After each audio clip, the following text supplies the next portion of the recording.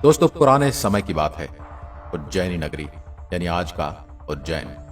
वहां के राजा गंधर्व सेन थे, जिनकी दो रानियां थी। राजा को एक रानी से भर्तरी और दूसरी रानी से विक्रमादित्य पुत्र का जन्म हुआ था।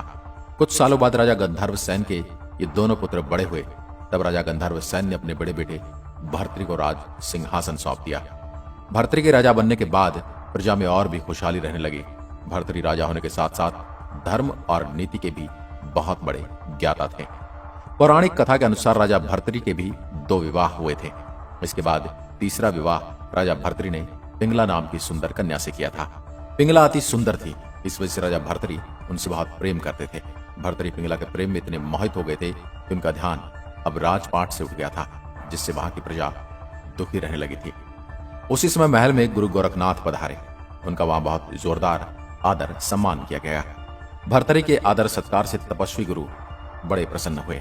प्रसन्न होकर गोरखनाथ ने राजा को एक फल दिया और कहा कि यह खाने से वह सदैव जवान रहेंगे।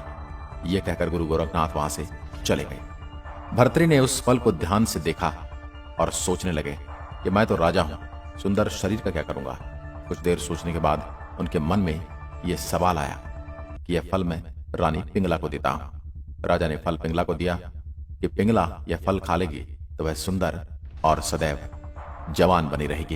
लेकिन राजा इस बात से अनजान थे कि जिस रानी से वह सबसे अधिक प्रेम करते थे, वह रानी पिंगला भर्तरी पर नहीं बल्कि उसके राज्य के कोतवाल पर मोहित थी। खैर, राजा ने वह फल रानी को दे दिया और वहां से चले गए। रानी ने सोचा कि यह फल यदि कोतवाल खाएगा तो वह लंबे समय तक उसकी इच्छाओं की पूर्ति कर सकेगा। तो रानी पिंगला ने वह दिव्य फल कोतवाल को दे दिया। लेकिन वह कोतवाल भी इस नगर की एक वेश्या से प्रेम करता था और उसने यह फल उसे अपनी प्रेमिका वेश्या को जाकर दे दिया। वेश्या को इस फल की खूबी पता चली तो सोचने लगी, यदि वह जवान और सुंदर बनी रहेगी तो उसे यहाँ गंदा काम हमेशा करना पड़ेगा। इस फल की सबसे ज्यादा जरूरत हमारे राजा को है। राजा हमेशा जवान रहेगा तो लंबे समय तक प्रजा को सभी सुख सुविधाएं देता रहेगा। यह सोचकर उसने चमत्कारी फल राजा को दे दिया। राजा वह फल देखकर हैरान रह गए और सोचा कि यह फल दुनिया में एक ही है, तो ये इसके पास कैसे आया। राजा ने वेश्या से पूछा कि यह फल उसे कहां से प्राप्त हुआ। वेश्या ने कोतवाल का नाम ले दिया और कहने लगी कि मुझे कोतवाल ने भी ये भी कहा कि अगर तुम इस फल को खा लोगे तुम सदा सुंदर और जवान रहोगे। मैंने सोचा कि क्यों न यह फल राजा को दे दूं, मेरी जिंदगी तो नरक के समान है। भर्तरी ने कोतवाल को बुलवा लिया और पूछा कि तुम्हारे पास यह फल कहां से आया। कोतवाल ने बताया कि यह फल उसे रानी पिंगला ने दिया है और कहा था कि मैं सदा जवान बना रहूंगा और उनकी इच्छाओं की पूर्ति करता रहूंगा। यह सुनकर राजा को गहरा झटका लगा। राजा मन ही मन सोचने लगे कि मैंने जिस रानी को सबसे अधिक प्रेम किया वही मेरे साथ धोखा कर रही है। राजा दुखी मन से सोच रहा था कि क्या किया जाए। पत्नी के धोखे से भर्तरी के मन में वैराग्य जाग गया और वे अपना संपूर्ण राज्य विक्रमादित्य को सौंपकर उज्जैन की गुफा में आ गए और कठोर तपस्या में लीन हो गए। भर्तरी को तपस्या करते काफी साल हो गए तो स्वर्ग के राजा इंद्र को यह भय सताने लगा कि भर्तरी वरदान पाकर उनके सिंहासन पर विराजमान न हो जाए। इसलिए इंद्र ने तपस्या कर रहे भर्तरी पर बड़ा सा पत्थर अपनी माया से गिराया, परंतु तपस्या पर बैठे राजा भर्तरी ने उस पत्थर को एक हाथ से रोक लिया और तपस्या में बैठे रहे। इसी प्रकार कई वर्षों तक तपस्या करने से उस पत्थर पर भर्तरी के पंजे का निशान बन गया। यह निशान आज भी भर्तरी की गुफा में राजा की प्रतिमा के ऊपर वाले पत्थर पर दिखाई देता है। यह पंजे का निशान काफी बड़ा है, जिसे देखकर सहज ही अंदाजा लगाया जा सकता है कि राजा भर्तरी की कदकाठी कितनी विशालकाय रही होगी। कई वर्षों के पश्चात जब राजा भर्तरी को ज्ञान की प्राप्ति हो गई तो वे गुरु गोरखनाथ के पास गए। उनसे अपना शिष्य बनाने की प्रार्थना करने लगे। राजा के बार बार विनती करने के बाद गुरु गोरखनाथ ने उन्हें अपना शिष्य बना लिया। लेकिन गुरु गोरखनाथ के अन्य चेलों के दिमाग में यह बात घूम रही थी कि गृहस्थ जीवन बिताने के बाद राजा की योगी की जिंदगी कैसे बिताएगा। यह बात जब उन्होंने गुरुजी को बताई तो गुरु गोरखनाथ कहने लगे, तुम चिंता मत करो, यह तुम सबसे बड़ा बैरागी बनेगा। यह बात सुनकर शिष्यों ने कहा, गुरुदेव हमें विश्वास नहीं हो रहा, आप ऐसा करिए कि राजा भर्तरी की परीक्षा लीजिए। शिष्यों की बात सुनकर गुरुदेव ने कुछ देर सोचा और फिर बोले, शिष्यों मैं तुम्हारी शंका जरूर दूर करूंगा। उसके बाद राजा शिष्यों के साथ गुरु गोरखनाथ जी के आश्रम में रहने लगे। एक दिन की बात गुरु गोरखनाथ ने अपने शिष्यों से कहा कि भर्तरी ने राजा होकर भी काम, क्रोध, लोभ, मोह, अहंकार पर विजय पाली है। यह सुनकर सभी शिष्यों ने कहा, गुरुदेव ये कैसे संभव है, ये तो जन्म से ही राजमहल में पला बड़ा है।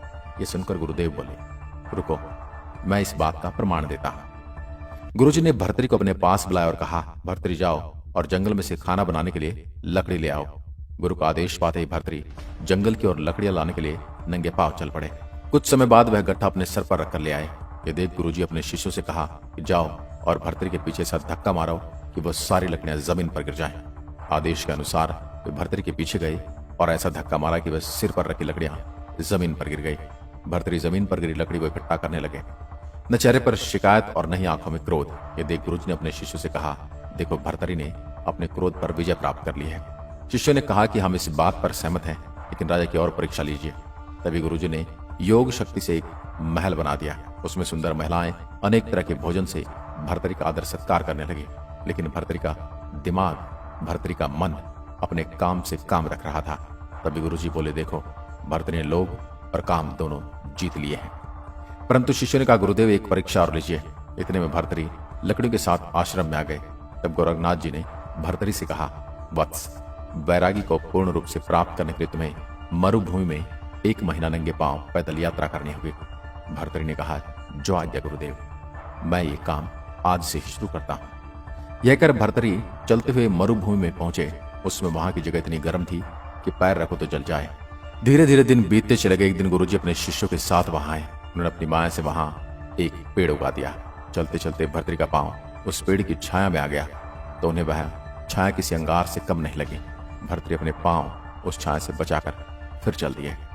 यह देख गुरु गोरखनाथ प्रसन्न हो गए, लेकिन परीक्षा अभी बाकी थी। गुरुजी ने अपना वेश बदलकर भर्तरी के सामने गए और बोले कि आप इस जलती रेत में चल रहे हो, क्यों न इस पेड़ के नीचे कुछ देर आराम कर लिया जाए। भर्तरी ने कहा, नहीं, मैं अपने गुरु आज्ञा की अवहेलना नहीं कर सकता। फिर भर्तरी आगे बढ़ गए।